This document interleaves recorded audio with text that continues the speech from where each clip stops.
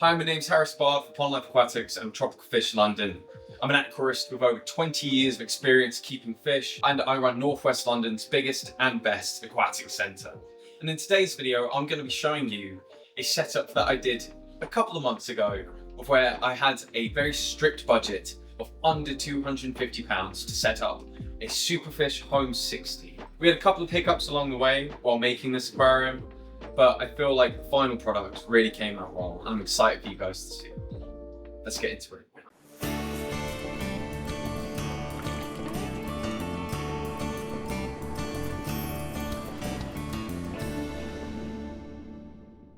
Getting started with this aquarium, we have the Superfish Home 65. This was the first time I'd ever had the opportunity to use this aquarium, and I was just so impressed with how high quality it feels at this price point. You can see me struggling to get out the box with my Movember moustache on. But the first thing I noticed when I was using this is how high quality the glass feels. I love the black stand, and I love the way the light is built into the body. I'm really surprised at how good this light is at this price point. I think you can spend a hell of a lot of money on some very mediocre aquarium lighting, and I feel like Superfish have done a great job at keeping a budget-friendly aquascaping aquarium with an actually good light. You can see I'm showing off the Aquaflow 200, which is a biological internal filter that is stashed in this really neat little box, which, although can feel a little bit intrusive, I think it's neat enough that it doesn't actually feel like it's taking away from an overall aquascape. You can see I just test out the light here. It's got a really nice blue night mode, which I know isn't to everyone's taste. However, I'm personally quite fond of having a blue light just before bed. You can see here that we decide to go with the Oase Scaper Soil, which is probably the least budget-friendly part of this aquarium in terms of choice, but we didn't really have much of an option. We were running really low on stock this week, and this is what we had to work with. Oase Scaper Soil is really high quality and a treat to work with, and will last a very long time in terms of nutrients release. Every time I've used the Oase Scaper Soil, I haven't really had any issues when it comes to nutrient spikes. You can see here I decide that I want to play around with some hardscape.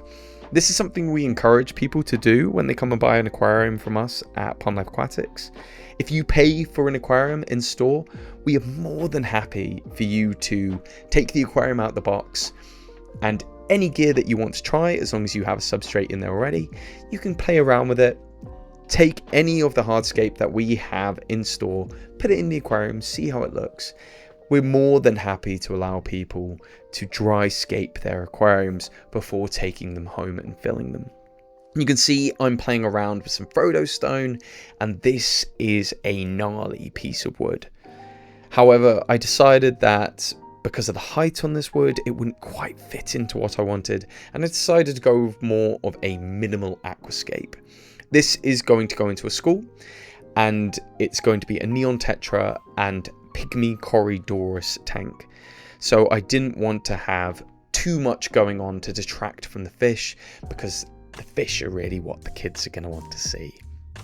You can see that at this point I've decided that I'm going to go for a meadow kind of feel, where you're going to have a steep slope uphill with rocks coming out of the side of it.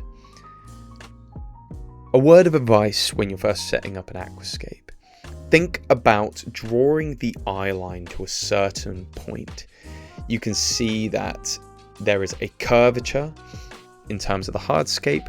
If I was looking back on this now and recreating it, I probably would have altered that front rock to have the stones facing towards that back corner. This is Rotala Rotundifolia, the first of the plants we're going to use. And then we go for Micranthemum Monte Carlo and Limnophilia Sessiliflora. We did have some issues with this aquarium, as I alluded to at the beginning of this video. And the thing that we had the biggest issue with was the Rotala Rotundifolia, which I genuinely did not expect when setting up this aquarium. I would have thought that the Micranthemum Monte Carlo might have had a more difficult time in what I'm sure is an amazing light. However, what happened with this aquarium is we set it up for a school and then they went on their Christmas holidays. So unfortunately what ended up happening was the Rotala melted, and you will see that later on, and I will explain my solution to that to stay within budget. At this point, we have used £125 for the aquarium itself. Bearing in mind this was during the Black Friday sales, however we should be having more sales like this in future. We then had 2 multi-buy 3-pack plant deals, which comes to £30 in total. We used about £25 on hardscape, and then it was £35.99 for the Oase Scaper Soil. This brings us under our £250 budget and allows us £20 for a very pretty little school of neon tetra. You can see here that I'm just taking the Micranthemum Monte Carlo and placing it not randomly, largely towards the front of the aquarium and up towards the mid-ground center. My idea is that hopefully over the years this Micranthemum will spread and form a carpet, making it look much more like the meadow that I'm envisioning now. If I was doing this without a budget, I would use more than 2 pots of Micranthemum. I'd probably use nearer 6 and really go for it initially. However, in a budget and a tight space, I think this is a really nice amount of plant, which will eventually grow in and give a much more lush green vibe. This is the aquarium we were getting rid of. It is an Interpet aquapod and it done its due diligence in terms of being used. It was a donation to the school, which we have here, and it had begun leaking, hence the brand new aquarium that you see in situ there. As there was a neon tetra already in the Interpet tank, we decided to retain as much of the water as we possibly could and then use some of the filter medium to help boost the biology in this new aquarium. You can see we retained it in buckets and we're trying to not disturb the substrate. You could see in the front left that we didn't quite succeed in all of that. However, we only had a few sprigs of Rotala come up and the overall aesthetic wasn't damaged. And I think this really demonstrates how easy it is to dry scape an aquarium either in store, if you decided to buy an aquarium at a shop and do that, or if you were dry scaping in any other context and then delivered to someone for a gift. I was really happy with the initial look of this aquarium. I think that it looks quite pretty and minimalist, initially ready for it to grow in. However, you can see in the time jump where a timer hadn't been set up on the light. So when they had gone for their Christmas holidays, the Rotala completely melted.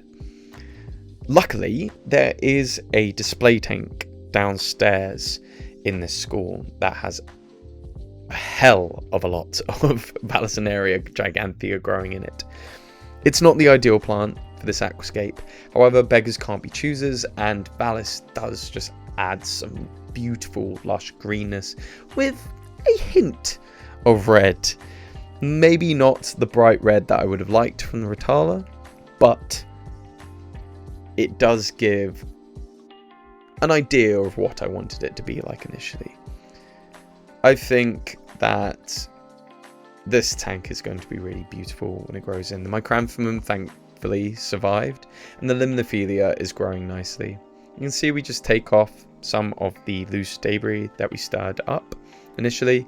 I know in the left hand corner that Vallis is uncovered from where I put it in.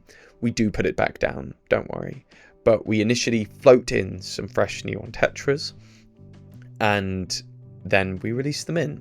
This whole process took about 30 minutes and we were careful to make sure that they were acclimated before adding them into the aquarium.